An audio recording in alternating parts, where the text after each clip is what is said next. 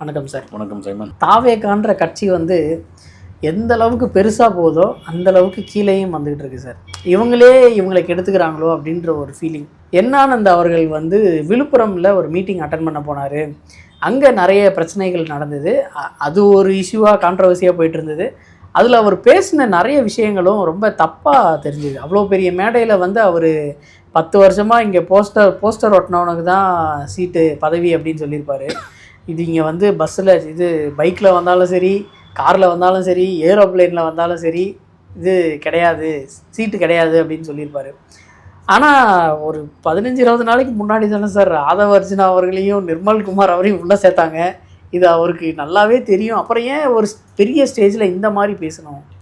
Bussy Anand இன்னும் வந்து ரசிகர் மனநிலையிலிருந்து தொண்டர் மனநிலைக்கு வரல. அவர் வந்து பொதுச் செயலாளர். அவர் போகிற இடம்லாம் மைக்கை பிடிச்சுட்டே இறங்குங்கடா, கம்பியில் பிடிக்காதீங்கடா, கயிறை கட்டாதீங்கடா அப்படின்னு சொல்லக்கூடாது. அது சரி, ஒரு ஆர்வத்தில் பண்ணுறார், ஒரு ஆளுமையான மனிதர், ஒரு field worker, right.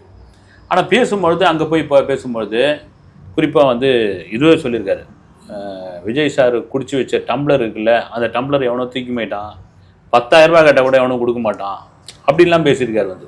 Right, okay. எம்ஜிஆரை வந்து அப்படி பார்க்கும்பொழுது அந்த செக்க சிவல்னு தங்க மாதிரி இருந்த அந்த உருவத்தை தொட்டு பார்க்க மாட்டோமான்னு ஆசையெல்லாம் சில பேருக்கு இருந்தது. எம்ஜிஆர் வந்து என்ன அப்படி மினுமினுன்னு இருக்காரு அப்படின்னு. இன்றைக்கி காலம்லாம் மாறி இன்றைக்கி வந்து ஒரு இருக்கிற இந்த தாவேக்கால இருக்கிற ரசிகர்கள் பூரா தொண்டர் மனநிலைக்காக மாற்றத்துக்காக விஜய் ஒவ்வொரு ஸ்டெப்பாக போயிட்டுருக்காரு. நான் திரும்ப சொல்கிறது தான், விஜயோடைய அந்த அரசியல் நகரும் மிக சரியான ஒரு அரசியல் நகர்வாக இருக்குது. ஏமா நீங்கள் கட்சி பேரை சொல்லவே மாட்டிங்களா, ஆசிசம் பாயாசம் தான் சொல்லுவீங்களான்னு கட்சி பேர் கூட டேரிங்காக சொல்லி ஒரு எதிர்வினையை இதுவாகிடுச்சு. இப்போ ஒன்று சோஷியல் மீடியாவை எடுத்து அவரை போட்டு இது பண்ணிகிட்டு இருக்காங்க. அது நடக்கிறது தான் வந்து.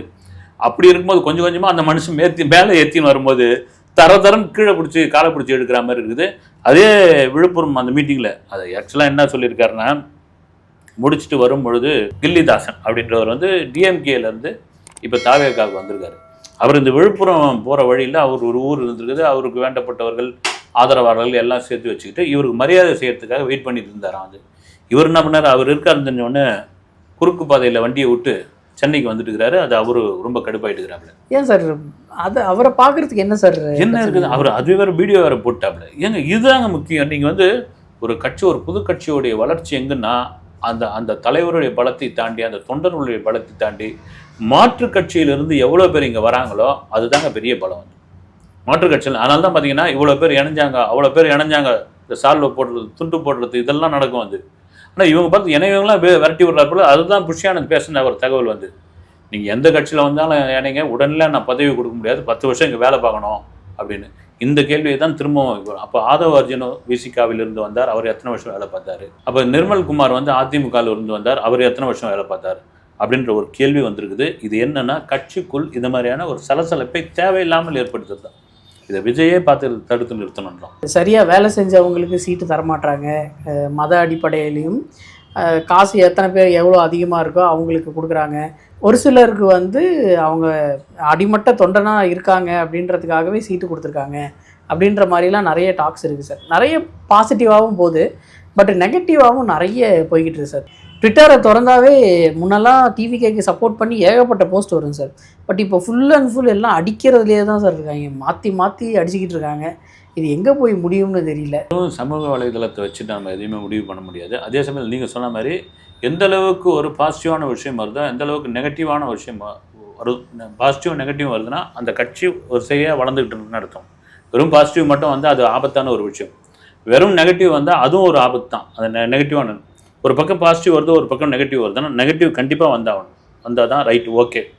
இந்த கட்சி வளர்ந்துகிட்டு இருக்கு, இந்த கட்சி மீதான ஒரு பயம் இருக்குது, இந்த கட்சி வந்து ஒரு பெரிய கலக்கத்தை ஏற்படுத்தியிருக்கிறது, 2026 இவங்க சரியாக தான் சந்திக்க போகிறார்கள்ன்ற ஒரு விஷயத்தை வந்து மற்ற கட்சிகள் உணர்ந்துருக்குறாங்க அப்படின்ற மாதிரி. எனக்கு தெரிஞ்சு இந்த நெகட்டிவ், இந்த எதிர்வலைகள்லாம் ரொம்ப கம்மின்னு நினைக்கிறேன். தேர்தல் நெருங்க இன்னும் எதிர்வலைகளை சந்திக்க வேண்டிய ஒரு சூழ்நிலை வரும். அது ஜனநாயகன் படத்தினுடைய ரிலீஸுக்கே சிக்கலாக கூட வரலாம். அது சிக்கலாக கூட மாறும். அதெல்லாம் இப்போ நாமளே பேசும்போது விஜய்க்கு அது தெரிஞ்சிருக்கும். விஜய்க்கு செய்யும் சில ஆலோசகர் வச்சுருப்பார், மூத்த அரசியல்வாதிகள், ஐஏஎஸ் அதிகாரிகள், இவங்கெல்லாம் மூத்த ஐஏஎஸ் அதிகாரிலாம் இருக்காங்க. அவங்களாம் சொல்லியிருப்பாங்க. இதை எப்படி விஜய் அதை வந்து கொண்டு போக போகிறார், இதை எப்படி ஹேண்டில் பண்ண போகிறாருன்னு தான் ஒரு பெரிய கேள்விக்குறியார். மீனவர்களுக்கு ஆதரவு தெரிவிக்கிற மாதிரி கடலூரில் வந்து ஒரு போராட்டம் பண்ண போகிறதா சொல்லியிருக்காங்க சார். பட்டு எதுக்கு கடலூரில், அதுதான் எனக்கு புரியாமல் இருக்குது. ஏன்னா பிரச்சனை நடக்கிறது எல்லாமே அந்த எண்டில் இவங்க வந்து போராட்டம் பண்ணுறது ஒரு 300 கிலோமீட்டர் தள்ளி.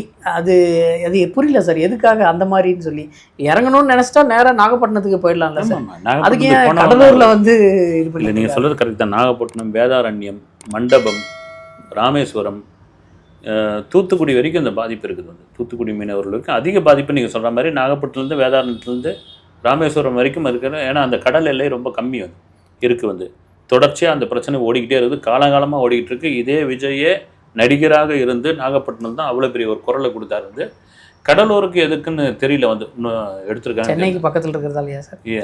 நீங்கள் வந்து சென்னைக்கு மிக அருகில்லை. அதை விட கொஞ்சம் இன்னும் ஒரு அழுத்தினா இன்னும் ஒரு 1/2 மணி நேரத்தில் 1 மணி நேரத்தில் வேதாரண்யமாக நாகப்பட்டினம் போகிறாங்க. மேபி அது மாறலாம். வந்து சரி, ஏதோ ஒரு மீனவ கிராமத்தில் நம்ம இந்த பிரச்சனையை ஆரம்பித்து வைப்போம், இல்லது இங்கேருந்து ஆரம்பித்து அங்கே வரைக்கும் கொண்டு போவோம் அப்படின்ற ஒரு மனநிலை இது இருக்காங்களான்னு தெரியல. அடிப்படையில் விஜயே ஒரு மீனவர் அப்படின்பொழுது தொடர்ச்சி அவர் மீனவர்களுக்கு ஒரு பெரிய சப்போர்ட் கொடுத்துட்டு வர்றாரு.